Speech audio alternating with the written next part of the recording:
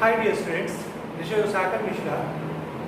आज मैं आपके साथ चैप्टर लेके एक नया चैप्टर शुरू करने जा रहा हूँ, that is sexual reproduction in flowering plant. इस चैप्टर को पढ़ने से पहले मैं जरूर एक बार आप लोगों को सजेस्ट करूँगा कि आप 11th के अपने मॉर्फोलॉजी चैप्टर और टैक्सोनॉमी जो चैप्टर है प्लांट किंगडम, उसको जरूर एक बार आप क्या करेंगे, रेफर करके आएंगे, क्योंकि उनका बहुत ज़्यादा यूज यहाँ होगा। चलिए आज हम लोग इस चैप्टर को शुरू करते हैं और जानते हैं कि इस चैप्टर में क्या क्या है। अगर हम पूछें कि इस चैप्टर का मेरा ऑब्जेक्टिव क्या है, what is the main reason that we are going to study this topic in our syllabus, तो इस चैप्टर के लास्ट में हम लोग ये जान पाएंगे कि किस तरह से माइक्रोस्पोर का फॉर्मेशन होता है, यानी पॉलीपेड का किस तरह से फॉर्मेशन होता है, एंथर्स में माइक्रोस्पोरेंजिया का कैसे फॉर्मेशन होता है। उसके बाद हम लोग जानेंगे कि एग का फॉर्मेशन कैसे होता है, ओव्यूल कितने तरह के होते हैं, फर्टिलाइजेशंस कैसे होते हैं, पॉलिनेशंस कैसे होते हैं, ट्रांसफर ऑफ गैमेट्स जिसको आप लोग कहते हो टेंथ में। इसी तरह से बात करेंगे कि फ्रूट्स और सीड का डेवलपमेंट कैसे होता है, कौन सा पार्ट किस क्या चीज़ में डेवलप करता है, कब ओव्यूल सीड में डेवलप करेगा, कब ओवरी का कौन सा पार्ट क्या बनाएगा फ्रूट में। ये सारे डिस्कशन हम लोग इस चैप्टर के अंतर्गत आपके साथ करेंगे। So let's begin this chapter.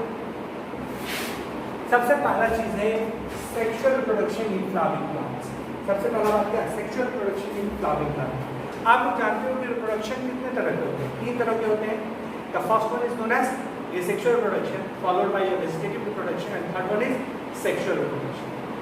इस चैप्टर में हम लोग कन्फाइंड कहाँ हो जाएंगे, हम लोग कन्फाइंड हो जाएंगे सेक्सुअल रिप्रोडक्शन के पास। हम लोग कहाँ कन्फाइंड हो जाएंगे बच्चे लोग, सेक्सुअल रिप्रोडक्शन के पास कन्फाइंड हो जाएंगे। कन्फाइंड कहने का मतलब है कि हम लोग बात करेंगे सिर्फ सेक्सुअल रिप्रोडक्शन किसका, फ्लावरिंग प्लांट्स का। प्लांट किंगडम में आप लोग पढ़े होंगे एल्गी, डायोफाइटा, एंडोफाइटा, जिम्नोस्पर्म और एंजियोस्पर्म 5 डिवीजन होता है। उसी तरह से उसमें हमको सारे का नहीं पढ़ना, उससे और सिर्फ किसका पढ़ना, फ्लावरिंग प्लांट्स के बारे में पढ़ना। तो फ्लावरिंग प्लांट्स कहने का मतलब है कि हम बात करेंगे किसका, फेनेरोगेम्स के बारे में, नॉट अ क्रिप्टोगेम्स। क्रिप्टोगेम्स कैसे प्लांट है जिसमें फ्लावर नहीं होते हैं, जैसे कि डायोफाइटा, एल्गी और टेट्रोफाइटा कैसे क्या है, क्रिप्टोगेम्स है, क्योंकि वहाँ पे फ्लावर नहीं होता। तो हम लोग किसका पढ़ना है, फ्लावरिंग प्लांट्स का। तो ठीक है सर, फ्लावरिंग प्लांट्स कहने का मतलब आप बात करेंगे किसका, फेनेरोगेम्स का बात करेंगे, कोई दिक्कत नहीं है। फेनेरोगेम्स का एक डिवीजन होता है जिसको कहा जाता है स्पर्मेटोफाइट्स। स्पर्मा वर्ड है, स्पर्मा वर्ड मतलब स्पर्म होता है यानी सीड, यानी ऐसा प्लांट, फाइट का मतलब प्लांट, यानी ऐसा प्लांट जिसमें सीड बियरिंग हो। और सीड कहाँ से आएगा, ओव्यूल से आएगा। ओव्यूल कहाँ से होगा, ओव्यूल क्या है, फीमेल प्रोडक्टिव पार्ट है, यानी और फीमेल प्रोडक्टिव पार्ट है तो वो कहाँ होगा, फ्लावर में होगा। यानी फेनेरोगेम्स में भी किससे, स्पर्मेटोफाइट्स के बारे में हम लोग डिस्कशन करेंगे।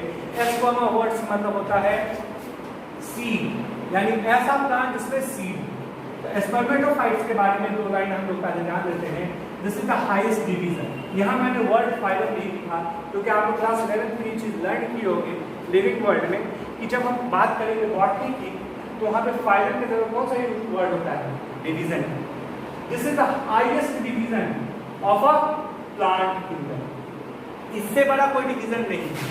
क्यों इससे बड़ा कोई डिवीजन नहीं है, क्योंकि इसका डिवीजन आप देखोगे आगे जब आप लोग पढ़े होगे, जिम्नोस्पर्म्स के बारे में पढ़े होगे, एंजियोस के बारे में पढ़े होगे, फिर इसके टाइप्स वगैरह पढ़े होगे।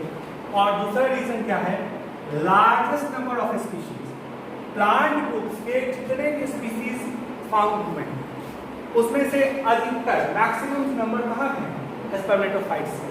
तो आप कह सकते हो spermatophytes comprises a large number of what species in our biodiversity. ठीक है, स्पर्मेटोफाइट्स 2 तरह के होते हैं। The first one is known as gymnosperm and the second one is known as angiosperm. आप लोग क्लास 11 में जिम्नोस्पर्म और एंजियोस्पर्म पढ़े होंगे, फिर भी मैंने यहाँ पे एक बार रिकॉल कराने के लिए आपको लिखा है। जिम्नोस्पर्म में क्या था, नेकेड सीड होगा। नेकेड सीड क्यों होगा, क्योंकि यहाँ पे फ्रूट वॉल नहीं होगा। फ्रूट वॉल कहने का मतलब क्या है, ओव्यूल तो प्रेजेंट होगा लेकिन उसका कवर नहीं होगा। सीड होंगे लेकिन सीड का जो कवर होता है फ्रूट वो यहाँ पे एब्सेंट होगा, यानी ओवरी यहाँ पे एब्सेंट होगा। जिम्नोस्पर्म्स के flower, I am not going to take talk about all the habit and the character of a gymnosperm. क्योंकि हम लोगों को कन्फाइन कहाँ होना, फ्लावर। तो जिम्नोस्पर्म का फ्लावर बेसिकली कैसा होता है, यूनिसेक्सुअल। बेसिकली जनरली ये कैसे होते हैं, यूनिसेक्सुअल होते हैं। आपको मॉर्फोलॉजी के चैप्टर में पढ़े हो what is unisexual, what is bisexual, है ना। इसके बाद इनका जो कंस्ट्रक्शन होता है, इनका जो बनावट होता है, ये कैसा होता है, ये सिंपल होता है और ये प्रिमिटिव इन नेचर है। एवोल्यूशन के पॉइंट ऑफ व्यू से देखो तो इनके फ्लावर्स जो हैं ये एवोल्यूशन के दौर में पहले आए हैं, तो इनमें कुछ ना कुछ कैरेक्टर क्या होगा, हमेशा लैकिंग रहेगा, ठीक है। वही बात हम एंजियोस्पर्म की करते हैं, क्योंकि एनसीईआरटी के लाइन में लिखा हुआ है कि हमको सेक्सुअल रिप्रोडक्शन इन प्लांट में कन्फाइन कहाँ कर जाना है, फिर एंजियोस्पर्म में कन्फाइन कर जाना है। लेकिन जगह जगह पे हमको जिम्नोस से क्या करना है, डिफ्रेंशिएट करते चलना है कि हाँ यहाँ वहाँ ऐसा होता तो यहाँ क्या, कोई दिक्कत नहीं है। तो एंजियोस्पर्म यहाँ पे क्या था, नैकेड सीड है, तो ये कैसे होंगे, क्लोज सीड है। आप जानते हो बहुत सारे एंजियोस्पर्म कैसे होते हैं, यूनिसेक्सुअल होते हैं, कुछ बाइसेक्सुअल भी होते हैं, तो ये में भी यूनिसेक्सुअल और बाइसेक्सुअल। इनका जो अरेंजमेंट होता है, इनका जो बनावट होता है, ये कम्प्लेक्स होता है। ये कैसे कम्प्लेक्स होता है, तो क्या आप इन्फ्लोरेसेंस में पढ़े हो कि ये अकेले भी रह सकते हैं, टर्मिनल पे हो चाहे एक्साइल में हो। दूसरा बात, ये क्लस्टर में भी रह सकते हैं। तीसरी बात, इनमें चारों पोल्स प्रेजेंट होगा मैक्सिमम केसेस में। और लास्ट बात, ये क्या है, ये एडवांस इन एवोल्यूशन है। एवोल्यूशन के पॉइंट ऑफ व्यू से अगर आप बात करोगे तो angiosperm is advance to the gymnosperm. यहाँ तक कोई बात दिक्कत नहीं है। तो ये जो बैकग्राउंड बना है, ये बैकग्राउंड बस इस बात को समझने के लिए बना है what is the flowering plant, यानी हम कहाँ कन्फाइन करेंगे, हम क्रिप्टोगैम्स की तरफ नहीं जाएंगे, हम बात करेंगे एंड्रोगैम्स की तरफ, हम बात करेंगे स्पर्मेटोफाइटा की तरफ, हम बात करेंगे जिम्नोस्पर्म की तरफ। लेकिन इन सबों से ज्यादा हम बात क्या करेंगे, एंजियोस्पर्म। कोई दिक्कत नहीं। अब आगे बढ़ते, इस चैप्टर में एक पर्सन का बात किए बिना ये चैप्टर आप आगे नहीं पढ़ सकते हो। That person is known as professor Kanchan Maheshwari. ये यूनिवर्सिटी, दिल्ली यूनिवर्सिटी के बॉटनी के हेड भी रहे हैं। बहुत सारे लैब को इन्होंने इस्टेब्लिश किया है, बहुत सारे टिश्यू कल्चर के लैब को इन्होंने इस्टेब्लिश किया है। ये नवंबर 1994 जायपुर में इनका क्या हुआ, ये जन्मे थे और इन्होंने वर्क क्या किया था, एम्ब्रियोलॉजी पे वर्क किया।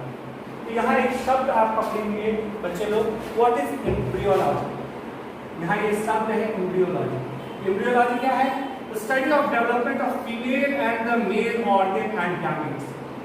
सेक्सुअल ऑर्गन का डेवलपमेंट और उनमें गैमेट का डेवलपमेंट होना, उन गैमेट्स का ट्रांसफर होना, उनका फर्टिलाइजेशन होना और डेवलपमेंट ऑफ एम्ब्रियो और एम्ब्रियो का डेवलपमेंट प्लांटलेट तक होना, इस सारे पार्ट को हम लोग किसके अंदर डिस्कशन करते हैं, इस सारे पार्ट को हम लोग एम्ब्रियोलॉजी के अंदर डिस्कशन करते हैं। तो आप कह सकते हो इस चैप्टर को हम चाहें तो कह सकते हैं angiosperm, this chapter is also called as angiosperm embryology या एम्ब्रियोलॉजी ऑफ एंजियोस्पर्म।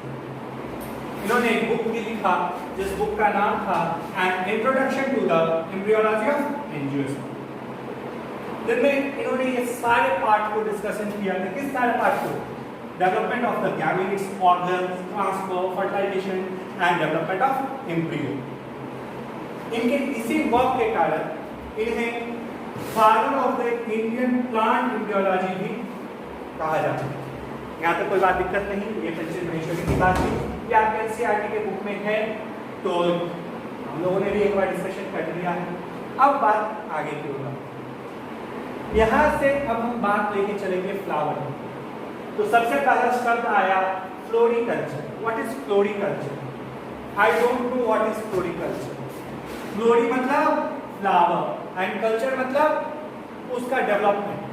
बायो में कल्चर का मतलब होता है डेवलपमेंट। तो floriculture is the science of cultivation, breeding and the marketing of flower. Floriculture, what is floriculture, it is a branch of a science in which we deal with cultivation, breeding and the marketing of flower. ठीक है, birds का flower में खुलना antithesis, ये बात हम लोग morphology में भी डिस्कशन किए थे। स्मॉलेस्ट फ्लावर ओल्फिया है जिसको हम लोग ग्राफिड भी कहते हैं। ये एक्वेटिक इमेज, एक्वेटिक एंजियोस्पर्म है, जबकि लार्जेस्ट फ्लावर जो रैफलेशिया है, जो टोटल रूट पैरासाइट है। ये चीज हम लोगों ने डिस्कशन किया था। ये very small scaling, very small scaling मतलब बहुत इसका गंदा काउ डंग जैसे इसका चलिए यहाँ तो कोई दिक्कत नहीं। अब बात है most of the important angiosperm का है। ये क्वेश्चन कभी कभार एक बात पूछता है कि सर एक बात बताइए, हम लोग हमेशा कैप्सुला के बारे में डिस्कशन क्यों करते हैं? तो कैप्सुला को रिगार्ड किया जाता है टिपिकल एंजियोस्पर्म के रूप में। क्या किया जाता है? Typical angiosperm. टिपिकल एंजियोस्पर्म कहने का मतलब कि एंजियोस्पर्म में जितने भी इम्पोर्टेंट कैरेक्टर हैं, ये सारा इम्पोर्टेंट कैरेक्टर हमें कहाँ देखने को मिल सकता है? कैप्सुला में देखने को मिल सकता है या स्पर्म में मिल सकता है देखने को। Capsula is a botanical name while this is an English name, इसीलिए इसको हम रिगार्ड किस चीज में करते हैं? Typical angiosperm. तो यहाँ एम्स की एक क्वेश्चन भी कभी आई थी, वो क्वेश्चन ये था कि कैप्सुला में टिपिकल एंजियोस्पर्म है, इसका फैमिली क्या है? तो इसका फैमिली बुसुफेर है या ब्रासिकेसी, यानी मस्टर्ड जिस फैमिली का था उसी फैमिली का ये क्या है? नंबर है। कोई दिक्कत नहीं। अगली बात, आर रामिकरस, ये पहले बंदे थे जिन्होंने क्या किया? First time discuss sexual reproduction in plant. ये all over the world first person थे जिन्होंने डिस्कशन किया sexual reproduction in flowering plant. जबकि बात करेंगे हम इंडिया की, तो इंडिया में जिन्होंने कितना वर्क था? The work is done by the similar work is done by Panchan Maheshwari, not Panchan Maheshwari. ठीक है?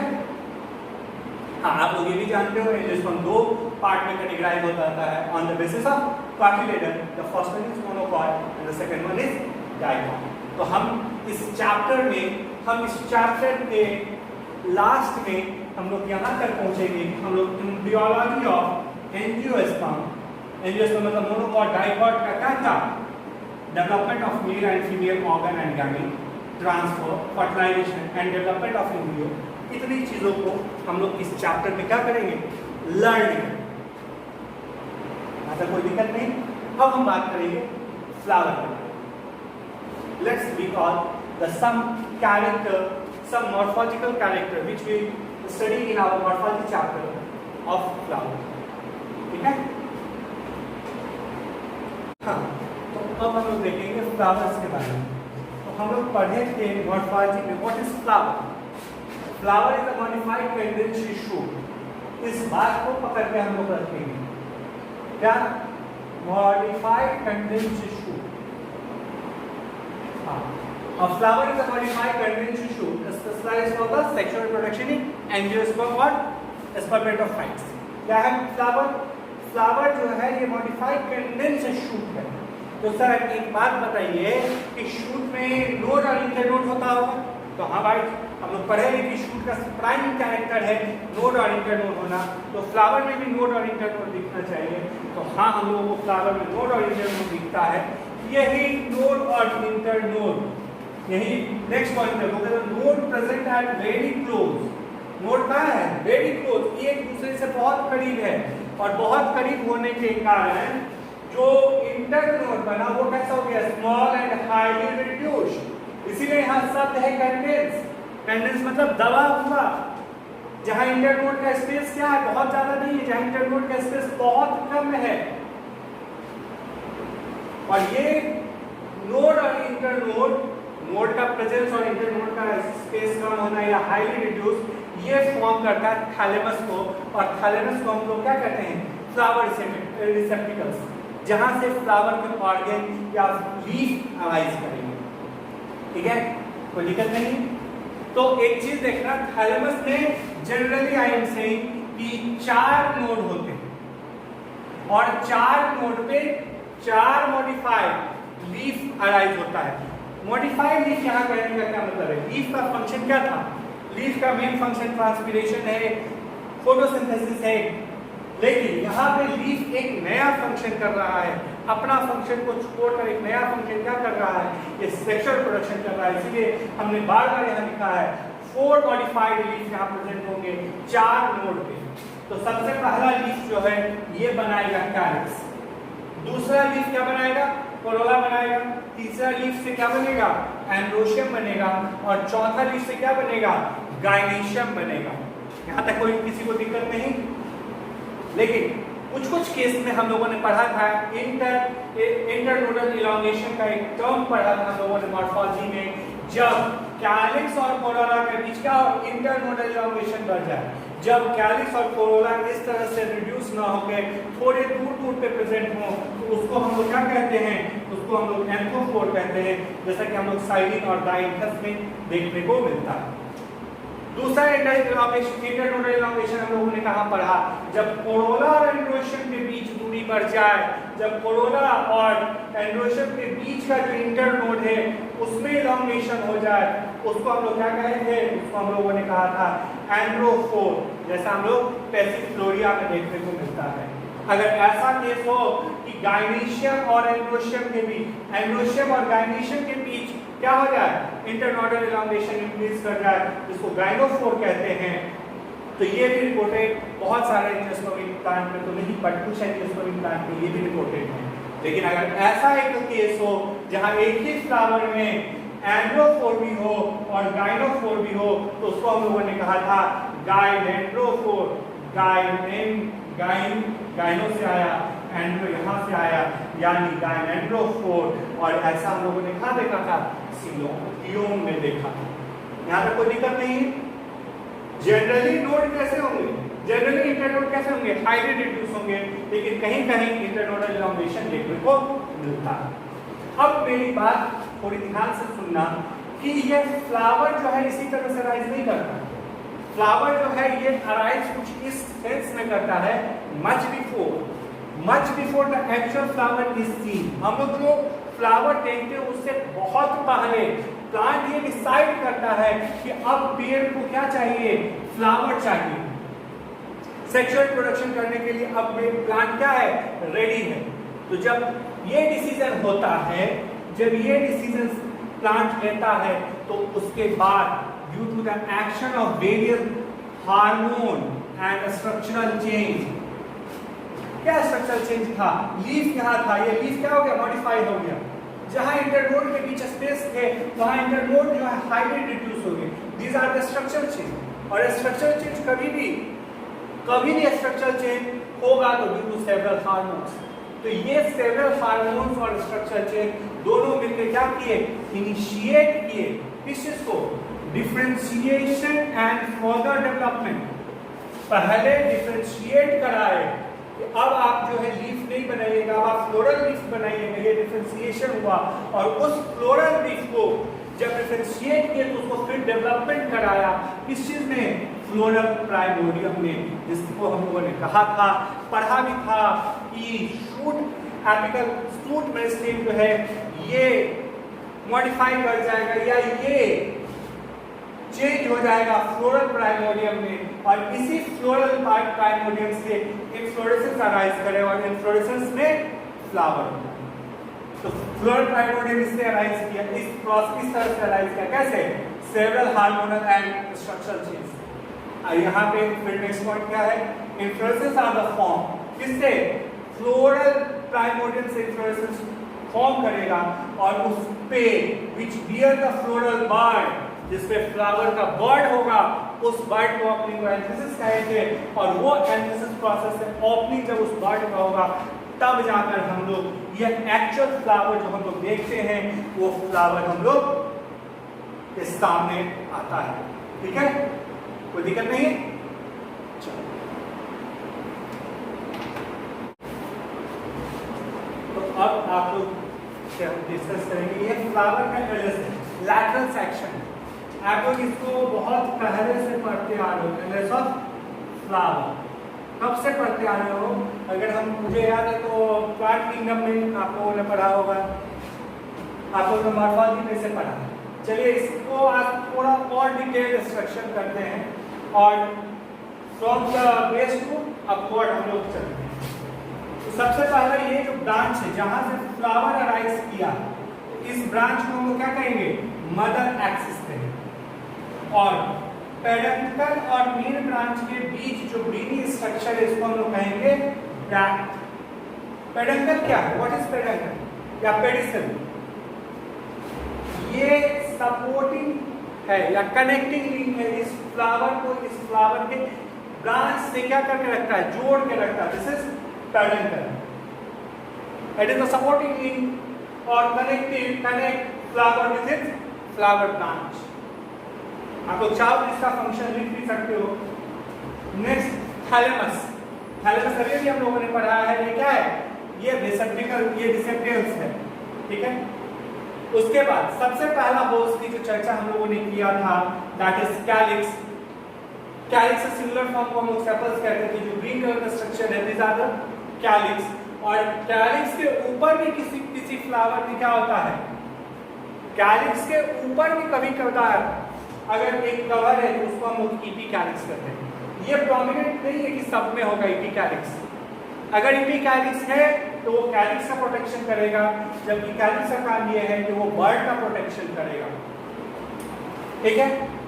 उसके बाद दूसरा होल हम लोगों ने पढ़ा था पेटल।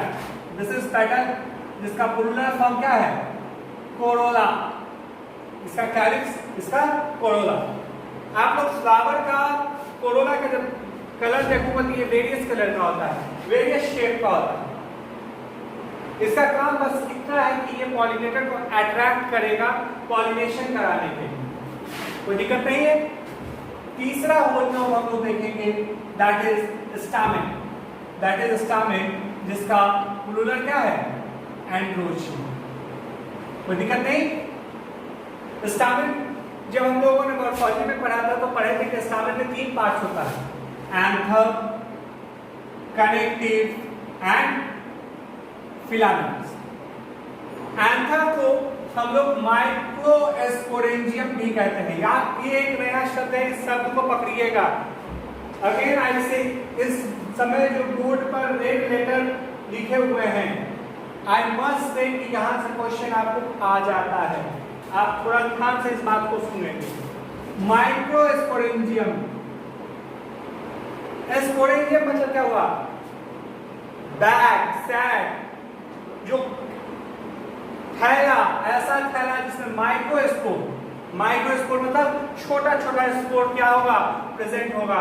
तो माइक्रोस्पोर किसको हम लोग कहते हैं, तो माइक्रोस्पोर हम लोग मेल गैमेट्स को कहते हैं या पॉलन ग्रेन को कहते हैं, या किसको कहते हैं, पॉलन ग्रेन को, ठीक है। कनेक्टिव का काम क्या है, कनेक्टिव जो है ये वेस्कुलर बंडल कंटेनिंग होता है, जो कनेक्ट करेगा एंथर को फिलामेंट से, और साथ ही साथ ये वेस्कुलर बंडल भी इसमें ऐड होते हैं। थर्ड पार्ट इसका क्या है, फिलामेंट। फिलामेंट जो है ये पोस्टेरियरली थैलेमस से अटैच रहेगा और पूरा का पूरा एंड्रोशियम को क्या करेगा, संभाल के रखेगा या बाहर की ओर इसे कुछ इस स्ट्रक्चर में रखेगा, ठीक है, कोई दिक्कत नहीं है। नेक्स्ट जो हम लोग होल्स पढ़ेंगे, चौथा whorl that is carpel. Carpel का प्लूरल क्या था, बोलो, गायनेशियम, गायनेशियम। तो कार्पल का सबसे पहला पार्ट क्या होता है, स्टिग्मा। स्टिग्मा जो है ये पॉलन ग्रेन के लिए प्लेटफॉर्म है जहां पॉलन ग्रेन आके फॉल करेगा। आप इस डायग्राम में देख रहे हो, ऐसा बहुत रेयरली देखने को मिलता है कि इस स्टिग्मा पे, जरा ध्यान से देखोगे एक मिनट, इस स्टिग्मा पे यहाँ एक पॉलन ग्रेन फॉल किया और ये जर्मिनेट किया। तो इस पॉलन ग्रेन को जब जर्मिनेट किया तो इसमें 2 मेल गैमेट होते हैं, जिसको हम लोगों ने क्या कहा, माइक्रोस्पोर कहा। और जब इस पॉलन ट्यूब को हम लोगों ने कहा मेल गैमेटोफाइट। क्यों मेल गैमेटोफाइट कहा, क्योंकि इसमें मेल गैमेट प्रेजेंट है, male gamete containing part, fight का मतलब प्लांट का पार्ट। तो पॉलन ट्यूब क्या है, मेल गैमेट कंटेनिंग है, इसीलिए पॉलन ट्यूब को हम लोग कहते हैं मेल गैमेटोफाइट, ठीक है। जब हम लोग डिस्कशन करेंगे मेल पार्ट का तो एक बार फिर से हम लोग इस चीज का डिस्कशन करेंगे, बट अभी एक बार आप लोग इसको ध्यान से सुनोगे, समझने की कोशिश करोगे। स्टिग्मा का काम क्या है, ये पॉलन ग्रेन के लिए प्लेटफॉर्म है। उसके बाद स्टाइल, स्टाइल जो है इस पॉलन ग्रेन, पॉलन ट्यूब को रास्ता देता कहां तक, ओवरी तक के लिए। दिस इज ओवरी, ओवरी में प्रेजेंट होता है ओव्यूल, और ओव्यूल में प्रेजेंट होता है एम्ब्रियो सैक। इसी एम्ब्रियो सैक में प्रेजेंट क्या होता है? एग। एग क्या हुआ? फीमेल गैमेट या मेगा स्पोर। फीमेल गैमेट बड़ा होता है, यहाँ बड़ा होती है, इसीलिए यहाँ पे कहा जाता है मेगा स्पोर। तो एम्ब्रियो सैक को क्या कहेंगे? Female gametophyte. क्योंकि एम्ब्रियो सैक वो बॉडी है या स्ट्रक्चर है जिसमें फीमेल गैमेट एग प्रेजेंट है। ठीक है, कोई दिक्कत नहीं है। और ओव्यूल को कहा जाएगा मेगा स्पोरेंजियम। इस बात को फिर हम लोग फीमेल वाले पार्ट में फिर से डिस्कशन करेंगे। बार बार कह रहे हैं, फिर से देख लो। तो ये सारे का पार्ट जो है ये एक फ्लावर का एलएस है, और इस एलएस के पार्ट में हम लोगों ने ऑलमोस्ट इस चीज को डिस्कशन कर लिया कि एक फ्लावर में क्या क्या पॉसिबल है। तो 4 पार्ट पॉसिबल है सर। कैलिक्स पॉसिबल है, कोरोला है, एंड्रोशियम है, गाइनेशियम है। एंड्रोशियम 3 पार्ट से बने होते हैं, एंथो, कनेक्टिव एंड फिलामेंट। अगर ये चीज याद नहीं रहता तो कोई दिक्कत नहीं, आगे हम लोग फिर इसको सीखेंगे। जबकि कार्पेल या गाइनेशियम स्टिग्मा, स्टाइल, ओवरी और ओव्यूल से बना हुआ होता है। यहाँ तक किसी को दिक्कत? अब आगे मॉर्फोलॉजी क्लास में हम लोगों ने फ्लावर को बहुत डिटेल किया था। तो इस चार्ट में, इस फ्लो चार्ट के थ्रू हम लोगों ने फ्लावर को समराइज किया on the basis of presence of 4 complete flower और इनकम्प्लीट फ्लावर। 2 फ्लावर हम लोगों ने पढ़ा था। अगर ऐसा हो कि कोई इसेंशियल कोड गायब हो जाए तो वैसे फ्लावर को हम लोग इनकम्प्लीट फ्लावर कहते हैं। अगर ऐसा हो कि सारा होल प्रेजेंट हो किसी भी प्लांट में या किसी भी फ्लावर में तो वैसे फ्लावर को क्या कहते हैं? Complete flower. अब होल के बेसिस पे 2 होल्स होते हैं, एक वेजिटेटिव होल्स, दूसरे को क्या कहते हैं? Reproductive holes. वेजिटेटिव होल्स का दूसरा नाम है non essential. Non essential holes क्यों है? क्योंकि ये रिप्रोडक्शन में पार्ट नहीं लेता है। ये 2 होल्स से बने रहते हैं। First one is calyx, second one is Corolla. Calyx का सिंगुलर फॉर्म सेपल्स। सेपल्स कैसे होते हैं? Usually green and photosynthesis. और इसका फंक्शन क्या है? ये बर्ड को प्रोटेक्ट करेंगे। कोरोला का सिंगुलर क्या है? पेटल। पेटल कैसा होगा? यूजुअली ब्राइट कलर, कलरफुल होगा, रेड, येलो, तरह तरह के कलर होंगे। आपको बहुत जल्दी कोरोला ग्रीन नहीं दिखेगा। पेटल जो है ये बहुत जल्दी आपको ग्रीन कलर का नहीं दिखेंगे। और इनका फंक्शन क्या है? फैसिनेट और attractive organ for the pollinator. यहीं पे एक क्वेश्चन सीबीएसई पूछी थी किसी जमाने में कि एक फ्लावर को फैसिनेटिंग ऑर्गन कैसे कहते हैं। तो फ्लावर का जो कोरोला है इसके कलरफुल, इसके कलर जो है ये फैसिनेट करते हैं, अट्रैक्ट करते हैं पॉलिनेटर को। किस चीज के लिए? पॉलिनेशन के लिए। और पीछे हम लोगों ने पढ़ा कि फ्लावर को मॉडिफाइड शूट हम कहते हैं, तो इसका क्या प्रूफ था? यहां तक कोई दिक्कत नहीं। रिप्रोडक्टिव होल्स को इसेंशियल होल्स कहा जाता है। इसेंशियल होल 2 होल्स से बने होते हैं, एंड्रोशियम एंड गाइनेशियम। एंड्रोशियम का सिंगुलर स्टामेन। इसी स्टामेन को हम लोग क्या कहते हैं? माइक्रोस्पोरोफिल। एक चीज बताओ, एंड्रोशियम क्या है? मॉडिफाइड लीफ है। क्या है? मॉडिफाइड लीफ है। बहुत अच्छी बात। माइक्रोस्पोरोफिल, माइक्रोस्पोर कंटेनिंग, फिल का मतलब leaf, leafy structure. What is stamen? Stamen is a microsporophyll, यानी microspore containing leafy structure. Microspore क्या है? तो माइक्रोस्पोर जो है ये पॉलन ग्रेन है। क्या है? पॉलन ग्रेन है। स्टामेन का फंक्शन क्या है? ये मेल गैमेट का प्रोडक्शन करेगा। गाइनेशियम का सिंगुलर कार्बन या पिस्टिल, इसको कहा जाता है मेगा स्पोरोफिल, यानी मेगा स्पोर और oospore, मेगा स्पोर और oospore कंटेनिंग लीफी स्ट्रक्चर। और इसका फंक्शन क्या है? ये फीमेल गैमेट का प्रोडक्शन भी करेंगे और जाइगोट का भी डेवलपमेंट कहां होगा? ओवरी में ही होगा। कोई दिक्कत नहीं, ये फ्लावर के पार्ट्स थे। अगर ऐसा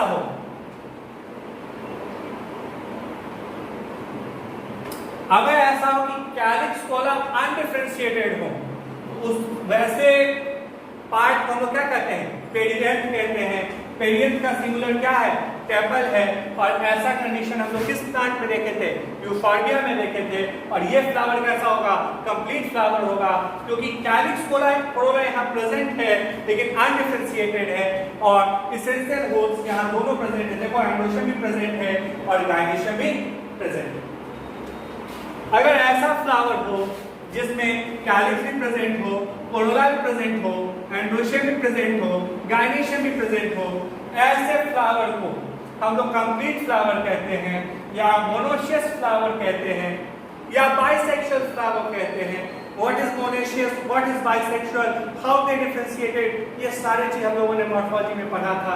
I must say go through it.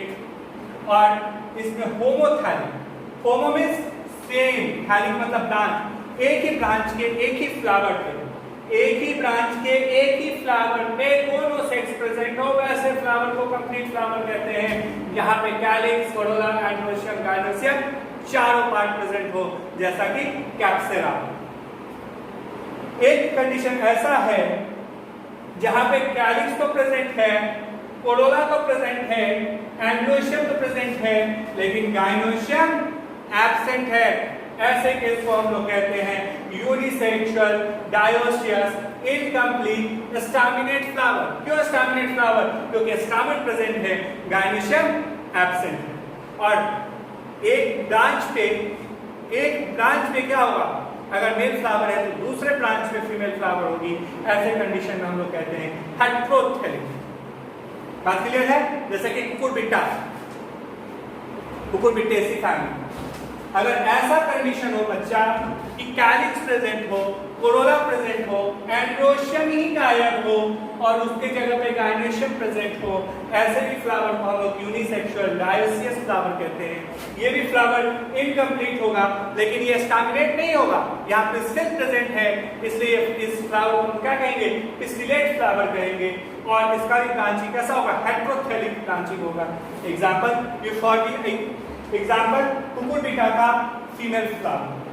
और बहुत रेयरली एक केस देखने को मिलता है जहां पे बाइसेक्सुअल, यूनिसेक्सुअल दोनों फ्लावर साथ ही साथ एक ही प्लांट में मिल जाए। ऐसे प्लांट को हम लोग कहते हैं पॉलीगैमस फ्लावर। ऐसे फ्लावर को हम लोग पॉलीगैमस फ्लावर कहते हैं, जैसे कि मैंगो, जहाँ पे यूनिसेक्सुअल स्टैमिनेट फ्लावर भी मिल जाएंगे, जहाँ पे यूनिसेक्सुअल पिस्टिलेट फ्लावर भी मिल जाएंगे, जहाँ पे बाइसेक्सुअल फ्लावर भी एक ही ट्री पे अवेलेबल होंगे। ऐसे केस को हम लोग पॉलीगैमस फ्लावर कहते हैं। ठीक है, तो आज के इस लेक्चर में हम लोग क्या क्या सीखे एक बार फिर से देखेंगे। सबसे पहले हम लोगों ने देखा व्हाट इज फ्लावरिंग प्लांट, उसके बाद हम लोगों ने पंचन महेश्वरी और कुछ इंट्रो के बारे में जाना, कुछ टर्मिनोलॉजी जाना, जैसे फ्लोरिकल्चर जाना, एंथसिस जाना, और स्मॉलेस्ट लार्जेस्ट फ्लावर्स के बारे में जाना, कैप्सुला को क्यों टिपिकल एंजियोस्पर्म कहा गया, ये चीज जाना। उसके बाद हम लोगों ने जाना कि फ्लावर को मॉडिफाइड शूट कहते हैं, तो उसका क्या प्रूफ है। जब हम लोगों ने उसके बाद हम लोगों ने पढ़ा कि फ्लावर का डेवलपमेंट कैसे होता है, some structure and hormonal change के कारण ट्रिगर करता है फ्लावर का डेवलपमेंट। उसके बाद हम लोगों ने फ्लावर के स्ट्रक्चर को बनाया, पढ़ा। अगर आपसे ये स्ट्रक्चर बनाने में दिक्कत होती है तो अगेन इससे हटा दो ये सारी पार्ट को, कि जगह जगह पे ये सारी पार्ट आएंगी, सिर्फ आप 4 पार्ट दिखाओ, क्या क्या, कैलिक्स, कोरोला, एंडोशियम, गायनेशियम, बाकी पार्ट आते जाएंगी, आप उससे फैमिलियर होते जाओगे। उसके बाद हम लोगों ने फ्लावर को समराइज किया, किस तरह से कंप्लीट फ्लावर, इनकम्प्लीट फ्लावर होते हैं, कंप्लीट फ्लावर, इनकम्प्लीट फ्लावर क्या होता है। उसके बाद हम लोगों ने पढ़ा what is vegetative and reproductive और एसेंशियल नॉन एसेंशियल स्टेज क्या है, कैलिक्स, कोरोला, एंडोशियम, गायनेशियम के फंक्शंस क्या हैं। और उसके बाद हम लोगों ने पढ़ा पेरियंथ क्या होता है, कंप्लीट फ्लावर पेरियंथ है तो क्यों है और कैसे है। उसके बाद हम लोगों ने पॉलीगैमस की चर्चा की, मोनोशियस, डायोसियस, बाइसेक्सुअल, यूनिसेक्सुअल की चर्चा हुई, पिस्लेट की बातें हुई, स्टैमिनेट फ्लावर की बातें हुई। अब एक बात अगले लेक्चर में जब हम लोग मिलेंगे तो हम लोग इस चैप्टर में रिप्रोडक्शन की तरफ घुसेंगे। फिर भी एक चीज आप लोग एंडिंग नोट्स पे लिख लो कि reproduction in a flowering plant, reproduction in a flowering plant completed in 3 stage. मैं यहाँ लिख देता हूँ, मैं बोल देता हूँ, reproduction in a flowering plant completed in a 3 stage. The first stage is known as pre-fertilization, pre-fertilization stage. इसमें लिखोगे प्री-फर्टिलाइजेशन स्टेज में क्या क्या होता है। सबसे पहले गैमेट का फॉर्मेशन होगा या गैमेटोजेनेसिस। दूसरा transfer of gamete, transfer of gamete के ब्रैकेट में लिखोगे पॉलिनेशन। ठीक है, तो 3 पार्ट में हम लोग रिप्रोडक्शन को पढ़ेंगे। बच्चे लोग ध्यान दोगे, रिप्रोडक्शन को कितने पार्ट में पढ़ेंगे? 3 पार्ट में पढ़ेंगे। सबसे पहला पार्ट जिसमें हम लोग पढ़ेंगे गैमेटोजेनेसिस और पॉलिनेशन के बारे में, यानी प्री फर्टिलाइजेशन फेज। दूसरा हम लोग पढ़ेंगे फर्टिलाइजेशन। तीसरा हम लोग पढ़ेंगे पोस्ट फर्टिलाइजेशन, जहां हम लोग पढ़ेंगे एंडोस्पर्म का डेवलपमेंट, जहां हम लोग पढ़ेंगे एम्ब्रियो का डेवलपमेंट, जहां हम लोग पढ़ेंगे फ्रूट और सीड का डेवलपमेंट। और उसी के साथ कुछ और भी टर्म और भी types of reproduction in flowering plants होते हैं, उसको डिस्कशन करते हुए हम लोग चैप्टर को एंड करेंगे। तो आज का लेक्चर यहीं तक। अगले लेक्चर में हम लोग मेल रिप्रोडक्टिव पार्ट से start. Thank you, have a nice day and go through morphology and morphology of flowering plant and plant kingdom. Go through it. आपको बहुत सारी टर्मिनोलॉजी यहाँ ऐसे लग रहे होंगे जो आप पढ़े हो, आप सुने हो। आप उसको फिर से अपने कॉपी से, अपने नोट से, अपने बुक से गो थ्रू करो। ये सारे टर्मिनोलॉजी आपको मिल जाएंगे except these some red letter. ठीक है, थैंक यू, बाय।